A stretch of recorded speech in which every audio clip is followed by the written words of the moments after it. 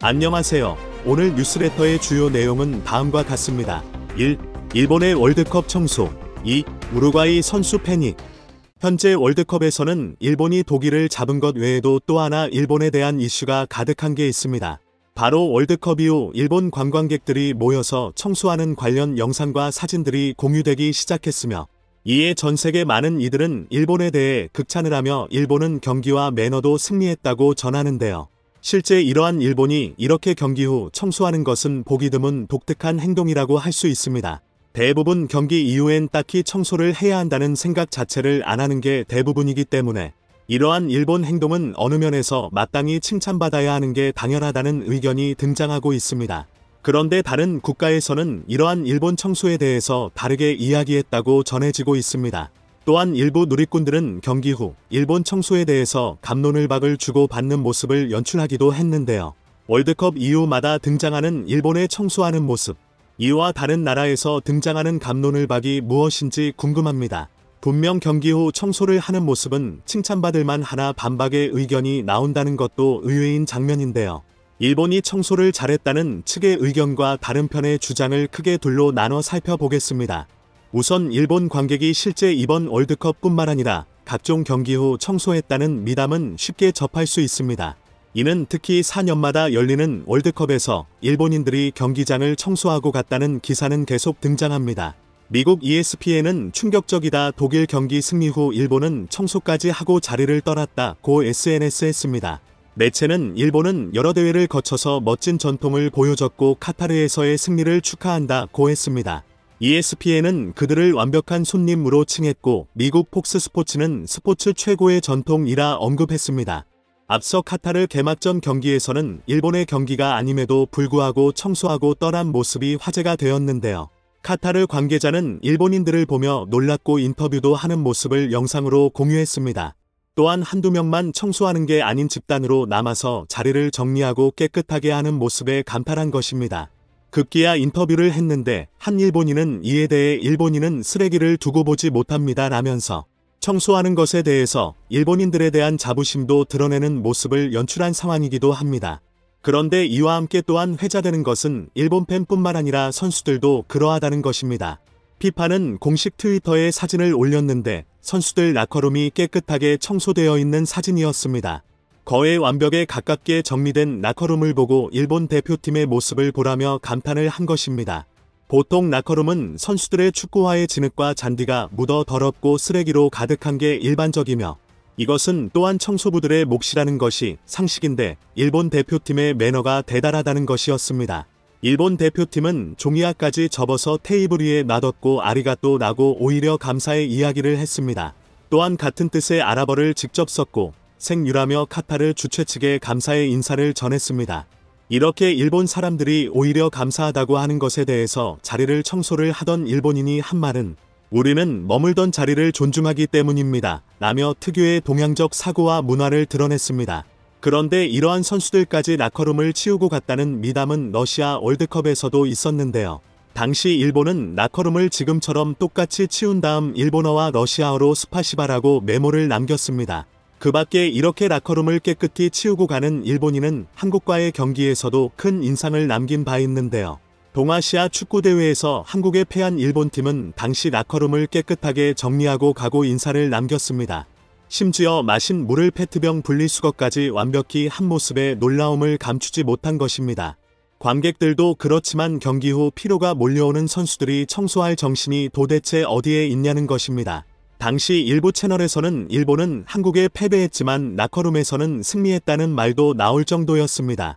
소위 이렇게 청소를 하는 것에 대한 찬사가 이제 하나의 밈으로 자리 잡은 셈이 되기도 했는데, 이것을 한국의 누리꾼들이나 일부 매체에서는 발롱들을 늘 빗대어 청소도를 라고 표현합니다. 일본이 각종 경기를 패했어도 항상 매너와 청결함에서는 누구도 따라올 수 없다는 청소도를 1인자라는 겁니다. 그런데 이러한 일본팀에 대한 극찬이 이어지는 가운데 각종 분석과 반론도 뒤따르고 있는 상황입니다. 경기 후 청소하는 모습이 자주 목격되는 일본인에 대해 영국 BBC는 일회적인 모습이 아니라고 분석합니다. BBC는 이는 일본인들의 1000년 이상 내려온 습관이며 그들은 어렸을 때부터 주변 청결의 교육을 받는다고 전합니다. 항상 주변을 정돈하고 깨끗하게 해야 한다는 가르침이 자연스럽게 축구장에 배어나왔다는 뜻입니다. BBC는 이제 국제 경기에서 커다란 푸른 비닐백을 들고 와 청소하는 일본인은 당연한 모습으로 여겨진다라며 이러한 일본 문화는 많은 이들을 흐뭇하게 하기에 반박의 여지가 없는 최고의 문화라고 극찬했습니다. 오사카 대학교 교수인 스캇 노스는 일본은 학교에서부터 학생들이 교실과 복도를 청소한다라면서 1년기를 꾸준히 이렇게 보낸다면 자연스럽게 습관화되고 경기장에 그것으로 나타난다고 했습니다. 또한 일본 방송에서는 이에 관해 기본적으로 상대방을 존중하는 문화가 자리 잡았고 축구에서 나타났을 뿐이라며 축구에서 청소하는 게 그리 대단한 게 아니라 본래 그런 문화 가운데 싹틈은 하나의 모습이라 했습니다. 또한 일각에선 메이와쿠, 즉 한국에서도 널리 알려진 민폐를 끼쳐서는 안 되는 문화 때문이라 말합니다. 절대 상대방에게 잘못을 해서는 안 되고 흉이 될 만한 일은 보여서도 해서는 안 된다는 특유의 행동 양식입니다. 이는 남에게 불쾌감을 주지 않으려 한다는 점에서 국제사회에서 잔사를 받고라는 문화이기도 합니다. 심지어 영국 매체 더선 도 러시아 월드컵 16강 경기의 진정한 승리자는 벨기에가 아닌 일본 관중이라 했습니다. 한국도 일본 선수들이 아시안게임을 비롯해 올림픽 선수촌에서 선수들이 방을 깨끗하게 사용한다는 소문이 났습니다. 실제 일본인들은 전 세계 호텔이나 숙박시설에서 가장 방을 안 쓴 것처럼 깨끗하게 쓰는 걸로도 알려졌습니다. 자신이 떠난 자리로 흉을 보여서는 안 된다는 게 다만 축구장이 아닌 것이 어느 정도 사실인 셈입니다. 한국 누리꾼들도 이러한 일본의 청소 문화에 대해 본받을 것은 일본이라도 본받아야 한다 라고 말합니다. 저렇게 솔선수범하는 것은 쉽지 않다. 확실히 선진국임을 알 수 있다 라고 극찬했습니다. 그런데 물론 이렇게 일본이 청소하는 자체는 잘한 일이나 다소 다른 시각으로 보는 의견들도 존재하고 있습니다. 대부분 이렇게 경기장을 정리하는 일본에 대해 반론을 갖기는 당연히 어렵습니다. 저러한 자세는 최근 기후변화와 쓰레기가 넘쳐나는 이 세상에 뭔가 교훈까지 전해주는 것 같기 때문이죠. 그런데 이러한 일본의 행보에 대해서 일각에서는 이제 다소 변질된 국면도 보인다고 지적하고 있습니다. 우선은 일본 매체들은 앞서 논의된 선수들 라커룸 청소를 일본 대표팀이 해왔다고 보도해왔습니다. 어제 독일 경기 이후만 하더라도 피파 측은 일본 대표팀이 청소를 깨끗하게 마쳤다고 했습니다. 실제 일본 청소년 대표팀이 직접 청소하는 장면이 포착되면서 이런 것은 당연하게 여겨졌습니다. 하지만 지난 러시아 월드컵 직후 일본 주장 하세베에게 어떻게 탈락하고도 라커룸을 청소했냐는 질문을 하자 주장 하세베는 모든 청소는 선수들이 한 게 아니고 직원이 했다 라고 예상과는 전혀 다른 답변을 했습니다.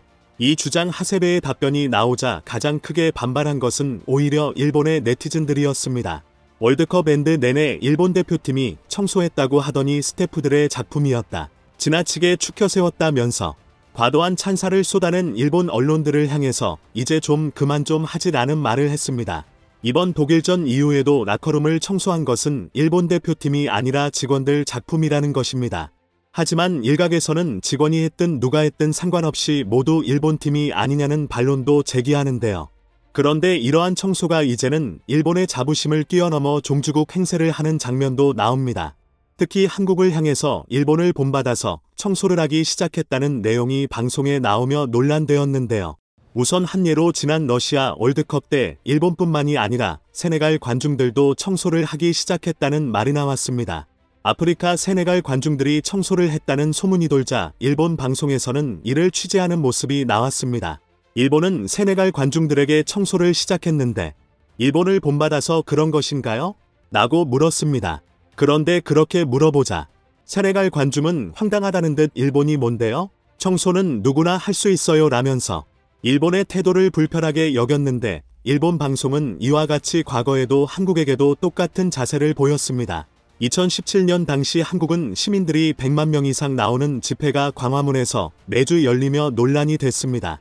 그러나 당시 외신에서는 한국에서는 평화로운 집회가 열리고 청소도 깨끗하게 한다고 보도했습니다. 그런데 일본에서는 이것을 보고 한국도 일본을 보고 청소하는 것을 배웠다는 방송을 내보냈습니다. 청소 종주국임을 자처하면서 주변국의 자부심을 드러내고 있는 모습이 다소 당황스러운 것입니다. 오히려 월드컵 이벤트 때마다 전 세계 프레스가 집결한 월드컵에서 청소하는 것을 대대적으로 보이는 것보다 한국이 세네갈 현지인들과 함께 세네갈의 아픈 추억인 노예섬을 묵묵히 청소하는 모습은 대조적입니다. 세네갈 관계자 오기스탱은 매년 한국인이 와서 섬을 돌고 청소해준다. 한국과 세네갈의 연대를 보여준다고 했습니다. 세계문화유산인 고래섬이 더럽게 방치되는 것을 막기 위해 한국 측이 먼저 제안한 행사며 누가 알아주라고 한 게 아닙니다.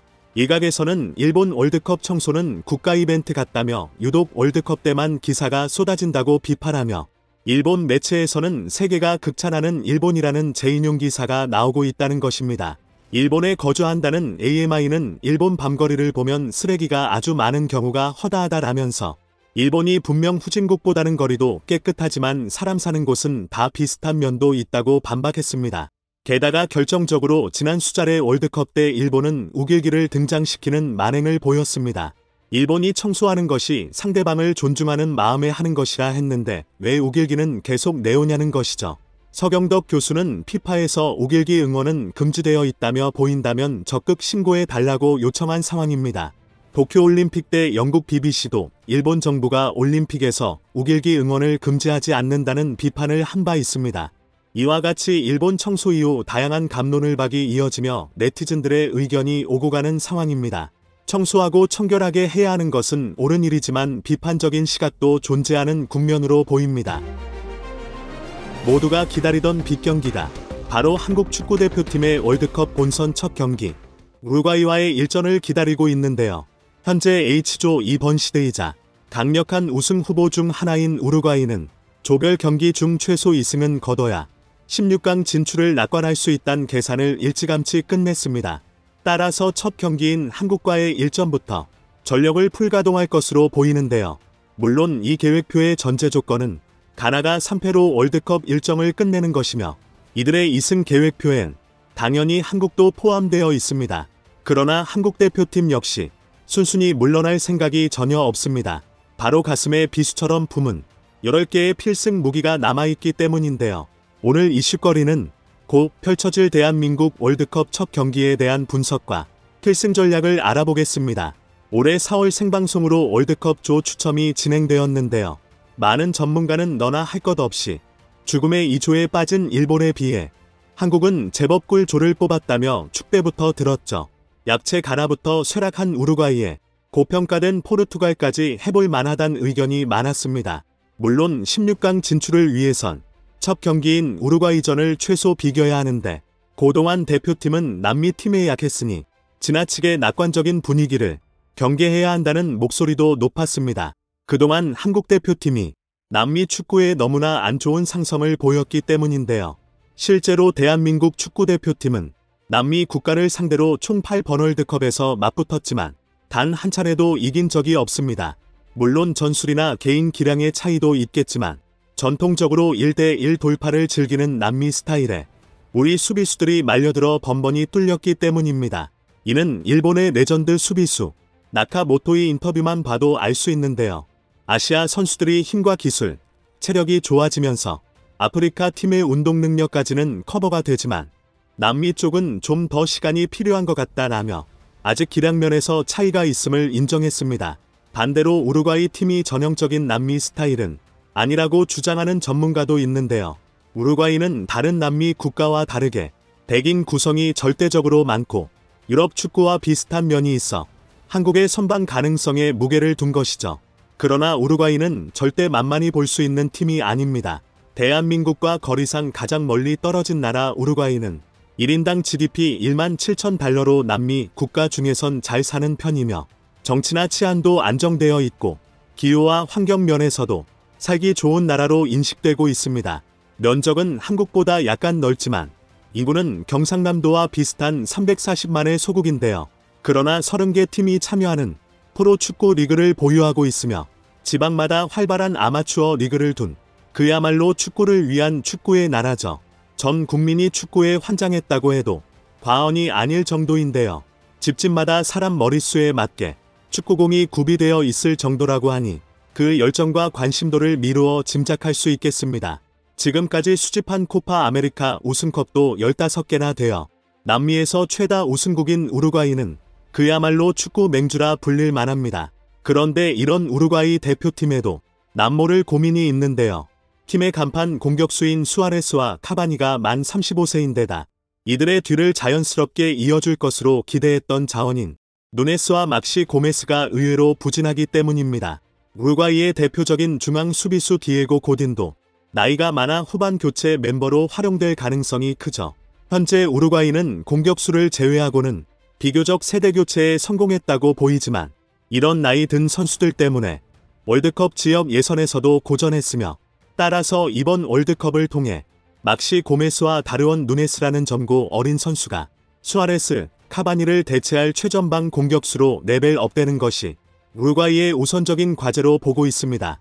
중원을 지키는 미들진 선발 3명은 우리에게 익숙한 이름인 벤탄쿠르, 발베르데, 토레이라이며 후보 1순위는 베시노로 예상되는데요.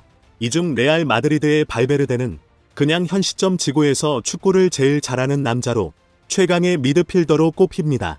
공격수엔 앞서 말한 카바니, 누네스, 수아레스의 선발 출장이 예상되지만 이 3명 외에 월드컵 남미에선 최다 득점자 히오르이안 대 아라스카에타 역시 절대 무시할 수 없는 특급 조커죠. 브라질 리그에서 뛰고 있어 우리에겐 다소 생소하고 전문가들에게조차 언급 횟수 자체가 많지 않은 선수지만 푸스카스상 후보에 2번이나 이름을 올릴 정도로 원더골 제조기로 불리고 있으며 2020년엔 손흥민에 밀려 가볍게 수상에 실패한 이력도 갖고 있습니다. 아무튼 우루과이 대표팀은 축구 부흥기를 이끌었던 루이스 수아레스, 에딘손 카바니, 디에고 고딘 등 황금 세대들의 마지막 메이저 대회인 이번 월드컵을 벼르고 있으며 첫 경기 상대인 대한민국을 체급으로 찍어 누르겠다며 공언하고 있습니다. 지금 우루과이의 머릿속엔 조별 예선이 아니라 토너먼트 그 이상의 목표가 자리 잡고 있으며 16강에서 브라질을 만나지 않기 위해 조 1위를 하겠다는 생각뿐입니다. 우루과이 3대 방송사인 CANAL12의 축구 중계진은 한국의 축구 레전드 차범근, 박지성, 이영표, 홍명보, 허정무 등의 이름을 열거하며 이들 모두가 한국 대표팀에 있더라도 한국이 승리를 가져가기 위해선 기적이 필요할 것이라고 내심 자신들의 우위를 점쳤습니다. 그러나 우루과이 내부에선 대한민국 축구 대표팀 역시 2018년 스쿼드가 거의 그대로 올라왔고 4년째 같은 전술만 돌려서 발맞춰온 조직력의 팀인 만큼 절대 얕잡아봐선만 된다는 의견도 많습니다. 우루과이 포워드인 누네스도 한국은 월드컵 본선에 오를 정도로 강한 팀이며 우리 역시 절대 방심하고 있지 않다라고 TV 인터뷰에서 밝혔으며 이번 월드컵 TV 중계 포르투갈 해설진으로 참여한 축구 명웅 루이스 피구 역시 한국을 H조의 16강 진출국으로 점찍었죠. 사실 우리나라는 몇 년 전까지만 해도 한국을 찾은 포르투갈 대표팀을 보고 한국도 호날두, 페페와 같은 월드클래스 스트라이커와 센터백이 한 명씩만 있었으면 좋겠다고 부러워한 적이 있는데요. 어느새 우리도 모르는 사이 전 세계가 부러워하는 손흥민과 김민재가 포함된 환상적인 라인업을 갖추게 되었습니다. 여기에 후반 조커로 이강인까지 출격 대기하고 있죠. 한국의 전력을 누구보다 자세히 알고 있는 한국 주재 ESPN 특파원은 파울로 벤투 감독의 전술을 자세히 분석했는데요. 벤투가 추구하는 전통적인 빌드업 축구는 이번 월드컵에서만큼은 어쩔 수 없이 일부 포기할 것으로 보인다. 그러나 한국은 이에 대한 대비까지 마친 것으로 보인다 라고 말했죠. 이는 벤투가 4-1-3-1을 기초로 후방 4명인 김승규, 김민재, 정우영, 김영권을 모두 롱킥 능력자들로 구성한 점을 증거로 들 수 있는데요. 후방에서 전방으로 최대한 길게 때려 넣는 한국형 빌드업 축구가 현재 벤투 전술의 핵심이라 할 수 있겠습니다. 과거 한국 축구 대표팀의 감독은 부임 초기엔 빌드업 축구를 천명하며 후방 수비수들에게 공을 빼앗겨도 되니 발밑에 간수하라고 말해왔습니다. 그러나 상대 팀의 압박이 조금만 강하게 들어오면 빌드업 대신 멀리 걷어낼 것을 지시했고 아직 개인 기량이 모자랐던 수비수들 역시 당황한 나머지 백패스를 남발하는 등 자멸하는 모습을 자주 보여왔죠. 그런데 벤투만큼은 끝까지 빌드업 축구를 뚝심 있게 고집하며 이를 지켜내고 있습니다. 그러나 이는 어디까지나 상대의 압박을 풀기 위한 전단계이지 공격 전체가 티키타카로 이뤄진다는 뜻은 아닌데요. 벤투는 골키퍼와 수비형 미드필더의 롱패스로 공격 전개를 시작하며 양측 풀백과 윙어들이 자리를 교체하며 활발히 움직여 상대 팀의 수비 뒷공간을 깨버리는 손흥민으로 최적화 전술을 구사하고 있죠. 여기에 히딩크 이후 한국 축구가 강조한 체력과 체격 역시 지속적으로 좋아지고 있는데요. 많은 분이 모르고 있지만 우리나라 축구팀의 평균 키는 H조 참가국 중 가장 크다고 하죠. 물론 키가 크더라도 팔다리 길이나 어깨 너비, 코어 근육 등 어쩔 수 없는 동양인의 한계는 여전한데요.